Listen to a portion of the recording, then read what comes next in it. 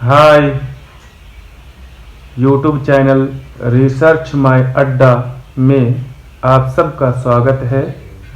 आज का टॉपिक बौद्ध धर्म के आधुनिक स्तूप का संरचना एवं उसके अंग, जो विभिन्न एग्जाम की दृष्टि से इम्पोर्टेंट है। आइए समझते हैं। यह है स्तूप का आधुनिक संरचना, जो सबसे बाद में बनकर तैयार हुआ। स्तूप के 8 अंग होते हैं। पहला क्या है? तोरण द्वार, चारों तरफ से जो बाउंड्री होगा। वेदिका, वेदिका के ऊपर ऊंचा चबूतरा, वेदिका के ऊपर उठा चबूतरा क्या कहलाएगा? मेधी। और मेधी पर घूमने का रास्ता क्या कहलाएगा?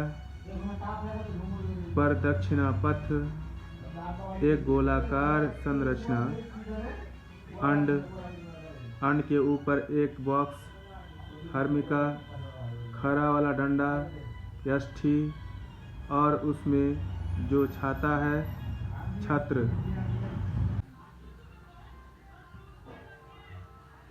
इस तरह आप देखेंगे कि एक उन्नत स्तूप में 8 चीज़ें होंगे। मध्य प्रदेश का सांची स्तूप, जो सबसे सुंदर उदाहरण माना जाता है, उसको विश्व विरासत स्थल में शामिल किया गया था। ये स्तूप इतना ऐतिहासिक माना जाता है। इसका निर्माण मौर्य पीरियड में हुआ था, जो ईंटों का प्रयोग किया गया था। बाद में इसे शुंगों ने पत्थर से बनवाया। इस स्तूप का खासियत यह है कि सांची में चारों दिशा में तोरण बनाए गए हैं।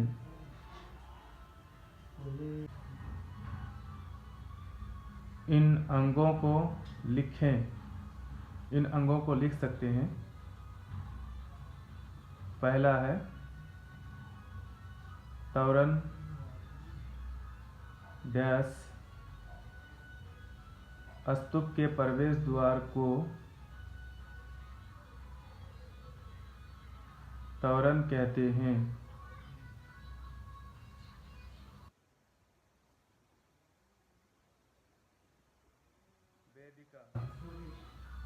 दूसरा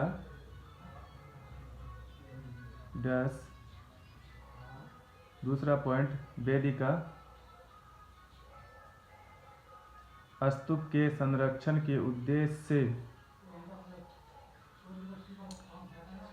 निर्मित घेराव को वेदिका कहते हैं।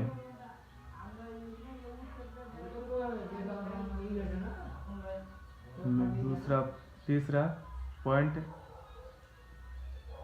मेधी डैश।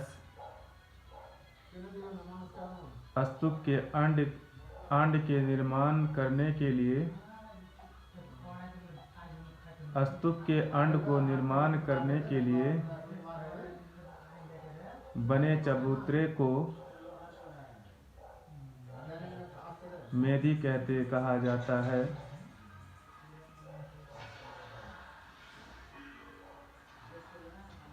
चौथा पॉइंट, प्रदक्षिणा पथ।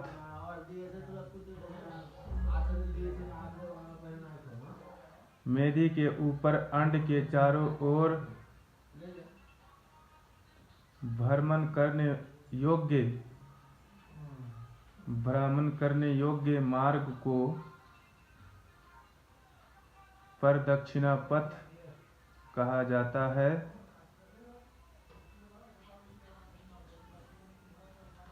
अंड डैश स्तूप का अर्ध गोलाकार संरचना को अंड कहा जाता है।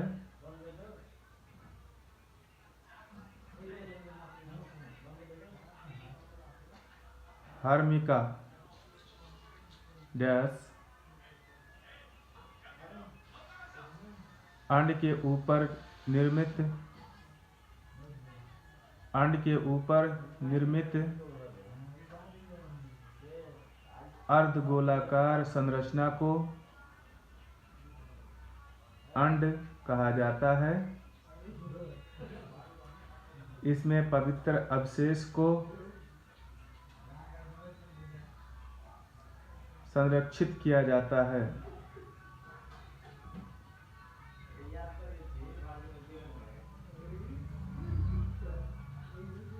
यष्टि या तना डैश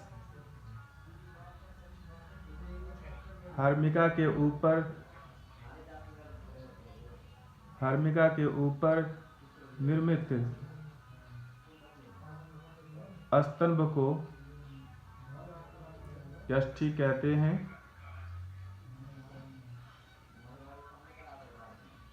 छत्र डैश